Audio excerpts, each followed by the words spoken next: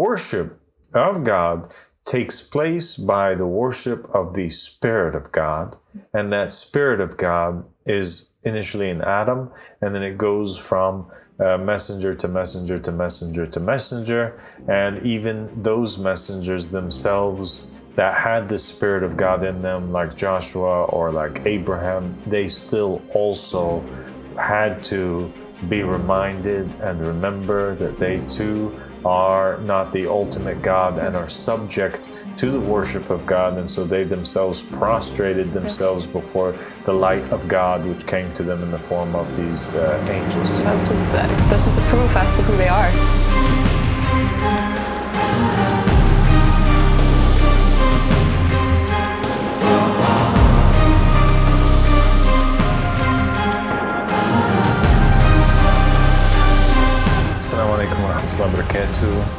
Thank you for joining me again, Tiffany. Thank you so much for having me back. God bless you. So today, basically, we want to talk about prayer. What is the origin of prayer? What is the correct way to pray? And what is the meaning behind the act of prayer? Okay. And so in Judaism, Christianity, and Islam, as well as pretty much every other religion for the most part on the planet, they have some sort of form of prayer in which the creation is able to speak to the Creator, usually from the comfort of their own home or from a temple or synagogue or mosque or church. Yeah. And prayer is an important pillar in these faiths. And there's a lot of similarities if we come to look at what is written in the Torah and the Bible and the Quran concerning prayer. We find that they are really, really, really, really similar. And it makes sense because each one of those religions it claims to be a continuation of the religion that is beforehand. And people have debated a lot about the meaning of prayer and what the purpose of it is, because the scholars of the three main Western traditions have pretty much agreed that God, as a self-sufficient creator who is perfect in all ways, is not in need of our prayers. And thus, the purpose of prayer and the benefits that come from prayer have to be something that is for the creation rather than for the Creator. So it's not like in the old days when we have these ancient mystery religions that were on the planet whereby people, or these idol-worshipping religions whereby, the God would demand from the congregation or from his followers that they offer a sacrifice so that he could gain a benefit from that. Because there are certain spirit-worshipping religions that the gods are dependent on these sacrifices, or the more and more that the beings pray or mention its name, it becomes more powerful. So it's in need of this kind of chanting of its name or the prayers to keep the memory of this being alive and thus keeping his existence alive. So he's not really like a perfect being. But in Judaism, Christianity, and Islam, no. It is a perfect being. And so prayer is a tool which is obligatory that allows the member of that faith to perfect himself by establishing a closer relationship to God. And in Islam in particular, it happens, so there's 5 prayers that one must make a day. Yes. There's Fajr, there's Dhuhr, there's Asr, Maghrib, and Isha. And these 5 prayers happen at 5 different times during the day. And its purpose also is that when you hear the call to prayer, that you kind of exit out of immediately what it is that you're doing. If in the morning, the dawn prayer, you're sleeping, you have to exit out of that And always remember that the call to prayer, that there's God and that this communication with God is more important than what you're doing. And in the midday, you have to leave your shop or your business or your affair or go on a break and just establish this communication with God. And as such for the rest of the prayers. Now, in Judaism, there's 3 prayers a day. In Islam, there's 5 prayers a day. So they're pretty similar in that fashion. What about Christianity? There's no prescribed number of prayers per day. It's much more free. It's more about the personal relationship with God. So there are prayers that are established prayers, like the Hail Mary, for example, they have a specific wording that you repeat. But then the more common type of praying is just from your heart, basically, the prayer that you make from your heart to God. And this can be done any time of day, and there's no prescribed amount of prayers per day like there is in Judaism and Islam. Yeah. It's also interesting to note that in Shia Islam, they do. So in Sunni Islam, there's 5 prayers a day. In Shia Islam, they do gather between, a lot of the Shia, not all of them, gather between a Dhuhr and Asr prayer, and they also gather between Maghrib and Isha prayer. Like, you can do that. And thus it becomes actually 5 prayers that you're doing in total, but it's 3 times a day, exactly like in Judaism that it's 3 times a day. So that's an interesting parallel. That is interesting. So 3 and 3. 3 and 3, yeah. But they still pray their 5 prayers. Yes. It's just that, like, they believe that, the Dhuhr prayer and the Asr prayer, it can be prayed, both of them could be prayed any time in the window between noon and until sunset. So you have all that time to pray those 2 prayers. And the Maghrib and the Isha prayers, you can pray them anytime after sunset until the middle of the night. Okay. So there are some Christians, though, that do pray in a fashion that is extremely similar to how Muslims and Jews pray. Okay? Because when you look at how Jews pray and you look at how Muslims pray, you'll find that as a part of their prayer, there is this act of prostration. Mm-hmm. And when I went to Ethiopia, and we passed by some of the Ethiopian churches that are over there. And online, there's many videos of this where you can find, certain sects of Christianity that do fall down in prostration, and they do the act of bowing in front of usually a picture of Jesus Christ or Mother Mary. Oh, interesting. Okay. Were you aware of that? Actually, no, I wasn't aware. I mean, the way that I grew up praying, it was generally in the position of kneeling. That's how they do it in the Catholic Church. But yes, that's very interesting. Okay. So now we know that in all 3 religions, there is this common theme, and the common theme is the act of prostration, although not in all sects of Christianity.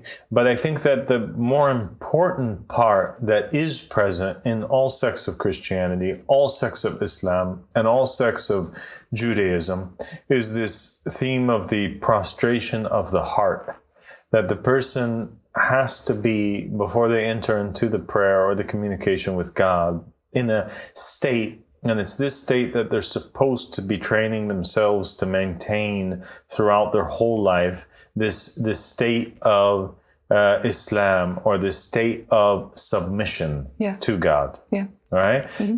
To be able in Judaism to live your life by submitting yourself to the will of God and performing basically upholding all of the commandments that God had given to Moses and the prophets. And then we have over here in Christianity also that a Christian has to be in a state of submission to Jesus Christ, right? Yes. Can you be a Christian and just do whatever it is that you want to do? No.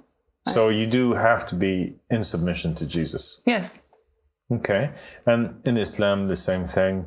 Muslims, they have to, and they pray in order that they be in a state of submission. And the actual act of prostration it's a physical act that from ancient times literally meant, to be in a state of submission to somebody. And that's why you see, in many movies or in historical artwork, you'll find that, when somebody's being conquered by somebody else, if a king conquers another king, or there are these subjects that are before the king, many times they're in a state of prostration to show their obedience and their submission to the king. Yes, yeah.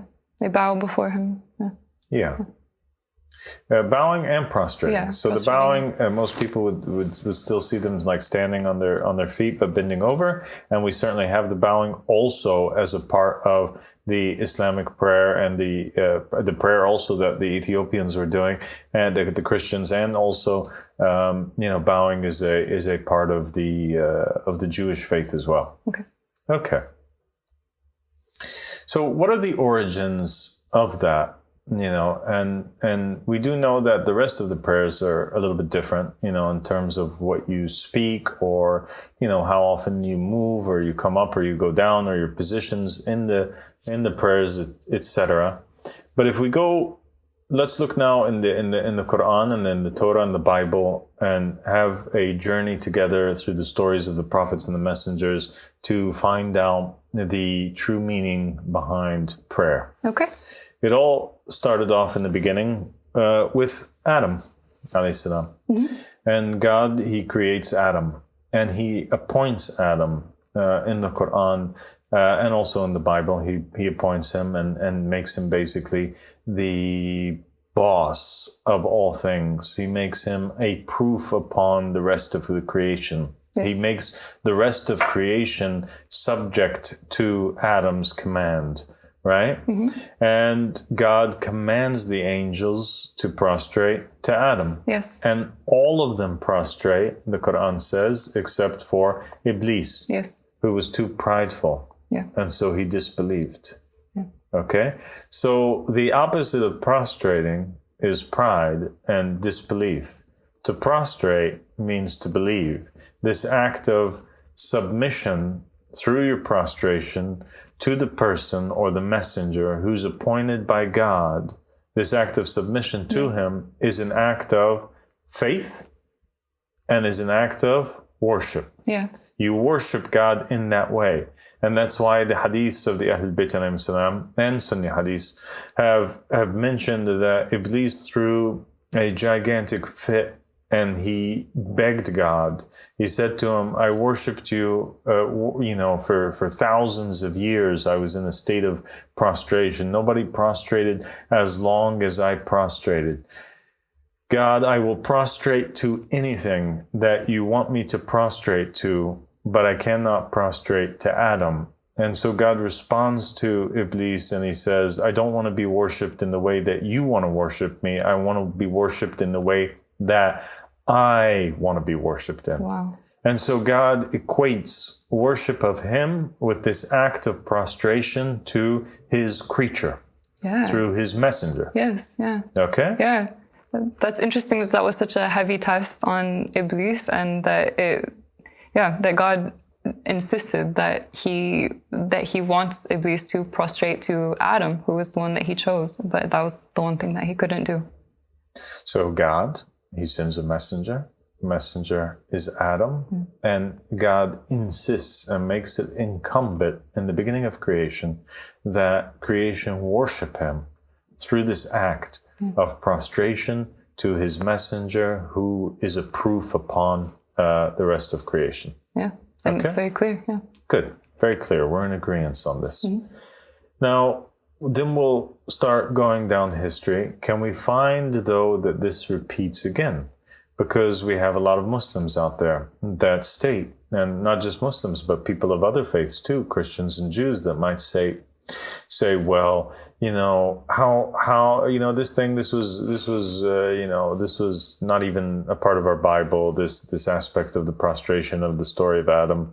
Or they might say, that's just something in the Quran. Or they might say that was something that took place in that world before people came down here. And though when we're here, we don't prostrate to anybody else. But if we continue actually going down the line of the stories and the messengers, we'll find that, for example, in the story of Abraham, Abraham is residing somewhere, and Abraham is a kind man, and he's gracious, and he's hosting people that pass by, and he's the friend of God. And his co-prophet, his relative, Lot, is over there in Sodom and Gomorrah. They're doing horrible things. God decides that he's going to send down the punishment. And so he sends 3 of his messengers to Abraham. Mm-hmm. And if you remember in the story, what happens when they approach Abraham?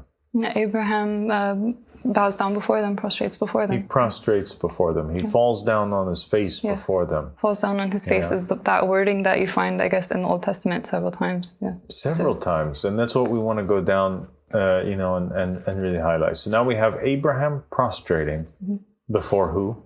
Before the angels, the 3 angels. And the angels are messengers from God. Yes. Yeah. So Abraham now submits himself to the will of God, which has come to him through the messengers of God, whom these angels are. And now they're a proof upon Abraham because they're bearers of the news, the command that came from God. Yeah. And so as soon as Abraham recognizes them, he falls down in a state of submission in order to worship God first and foremost, and let his intention be clear that he is of one of those who are submitters, that he is a Muslim. Yeah. Okay? Because Muslim just means submitter. Submitter. So in that sense, I don't think that Jews, Christians, or Muslims would disagree that Abraham, in that sense, was a submitter. He submitted. He prostrated himself before the will of God and accepted. Yes, that's true. Yes. Okay, and here he is, and in the Quran, it makes it explicitly clear that if God was to send down angels onto the earth, that he would send them as men, and that they would be wearing what the people wore. Yeah. And in the Old Testament, any time that an angel comes down, he always comes down in the form of a man. Yeah. And so here we have Abraham, who's in a state of prostration to 3 men. Mm-hmm. Okay? Yeah. And I just want to, and that's not shirk, that's not polytheism. He is not, by this act, worshiping other than Allah subhanahu wa ta'ala. No. Clearly not. He's submitting himself to God's will through them because they're the ones that God gave to him, sent to him. Yeah. And then later on in the Bible, we have also the story of Jacob. And Jacob, he has 12 sons, and one of them is chosen to be the successor, and that's Joseph. Yeah. Yeah. And the rest of the brothers, what do they have? They have the same problem that Iblis has. They don't want to worship God through submission and acceptance of Joseph. Mm-hmm. They don't like that he is the chosen son. They're afraid of this appointment. They reject this appointment. They see themselves as better. They even say it, just like Iblis said, God asks Iblis, why didn't you prostrate down to Adam? He says, I'm better. You created me from fire. You created him from clay. Over here, they refuse to accept Joseph, and they say, why? Because we're a stronger gang, right? So they see themselves as stronger than Joseph and better than Joseph, more worthy, right? And yet, what takes place? Joseph says, I had a dream. Yeah. And I had a dream that there was 11 planets, and the sun and the moon, all of them were prostrating to me. Yeah. And the interpretation of this dream by Jacob is that Jacob is the sun. Yeah. Rachel is the moon. Yeah. And the 11 planets are the 11 brothers. Yeah. And so what he saw was his mother and his father and his brothers prostrating to him. Yes. Wow. Yeah. I mean, and he said it so innocently, just explaining his dream, but I know that it had a very negative consequence, and it made the brothers despise him. We know that he was the one that God chose in that time. He was the proof of God in his day and age. And this dream, of course, came true. In the end, this is what happened. His brothers did submit. Finally, in the end of the story, his brothers did submit to the fact that God had placed him there and given him that authority. But I know that So they fight against him? They fight against him, They try to kill him? They do, yeah. Okay, but in the end, what happens after they sell him? Many years later, Jacob's upset with them, God's upset with them, and they only regain God's favor once again by an act where in Egypt, all of them collectively fulfill the dream that Joseph had, and they all physically prostrate before Joseph. Yes. Yeah. And they worship God in that manner. Jacob and the 11 planets, they're worshiping God through their prostration to the Khalifa of Allah, or the proof of Allah, or the messenger from God in that time, which was Joseph. Yeah. Wow. That's such a beautiful story. And it really is that act of prostration that happens is actually just submission to Joseph as the proof of God. Yeah. Yeah. Because what did that act mean? I mean, the act meant pretty much that we will forever obey you. We accept you, and we concur that you are better than us, and you're more knowledgeable than us. And whatever it is that you say we will do, you're the boss. We accept, we surrender. Yeah. So they did what Iblis couldn't do, which is they overcame their pride, and they were able to submit to him. So that's very interesting. And God forgives them for God that. forgave them, and he blessed them so much. Okay, so now we have the prostration taking place by the angels with Adam, prostration taking place to a creation by Abraham, prostration taking place to a creation by Joseph's brothers and his fathers to Joseph. What about one of your most favorite, if not your most favorite of all time, prophet, Tiffany, and that is Joshua, son of Nun? Did he ever prostrate to a creature from God? Yes, an angel of the Lord appeared to him, and it says that he fell on his face before the angel of the Lord. So again, that phrase that's used, he fell on his face, yeah. Okay, so here's Joshua, and he's with his armies, and he's at Jericho, and what takes place? This all of a sudden he sees, the Bible says, he sees a man with a sword, and he asks him, "Who are you with? Are you with us, or are you with the enemy?" And the man responds, and he says, "I'm with neither one of you." Yeah. And then he identifies himself as being a messenger from the Lord.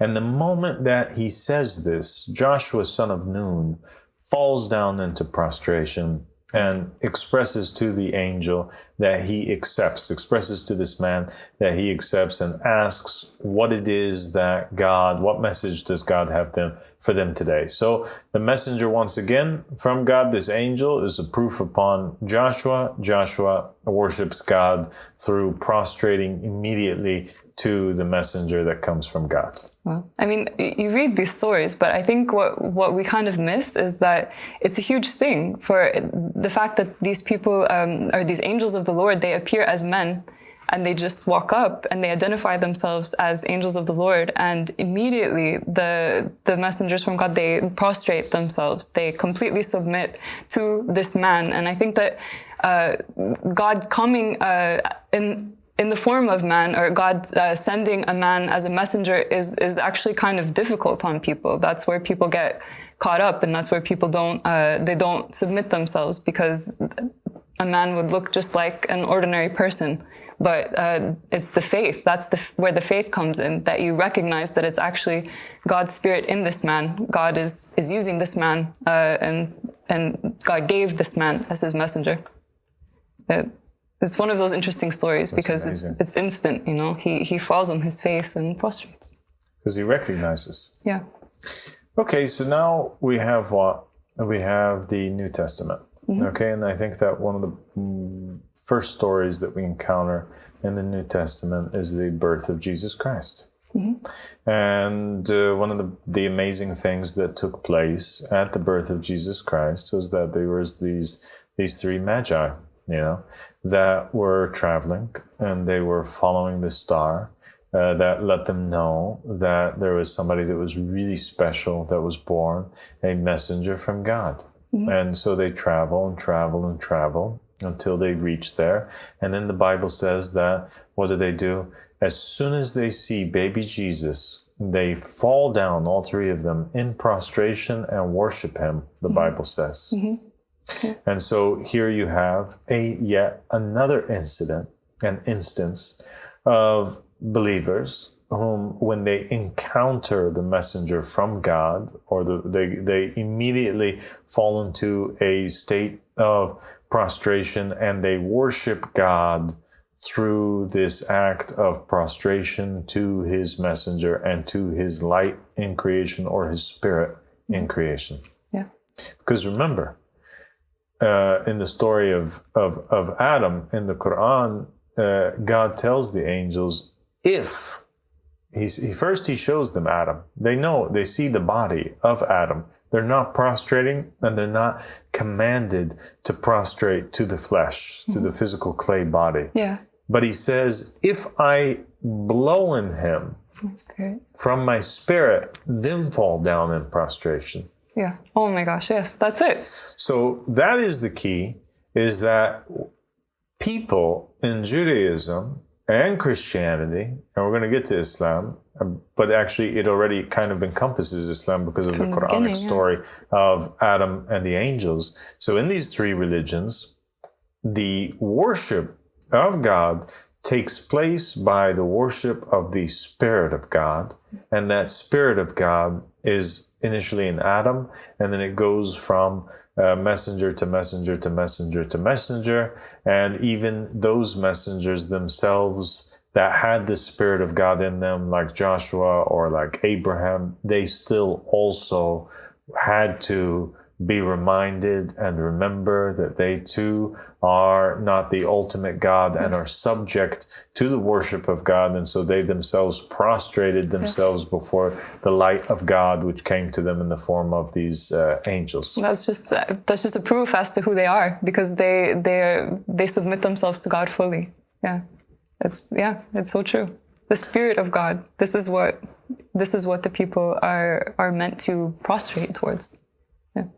Okay, so now it's the worship of the Spirit of God through the messenger. Exactly, yeah. And this is the meaning behind the Muslim prayer. If you look in the Muslim prayer, what do you see? You see that Muhammad established for them this prayer after he got commanded, to do and shown how to do it on his night journey when he went and spoke with God. And you have a congregation. And the congregation is led by the imam of the congregation.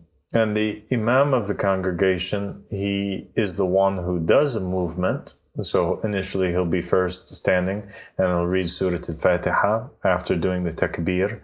And he will read another surah. And then he'll go in a state of ruku'ah. He'll bow. And then he'll get back up, and then he'll go into a state of sujood. And in each time before he goes into one of these states, he'll say, Allahu Akbar, God is great. And the congregation behind him will follow him. He does it first, and then the congregation does it second. Yeah.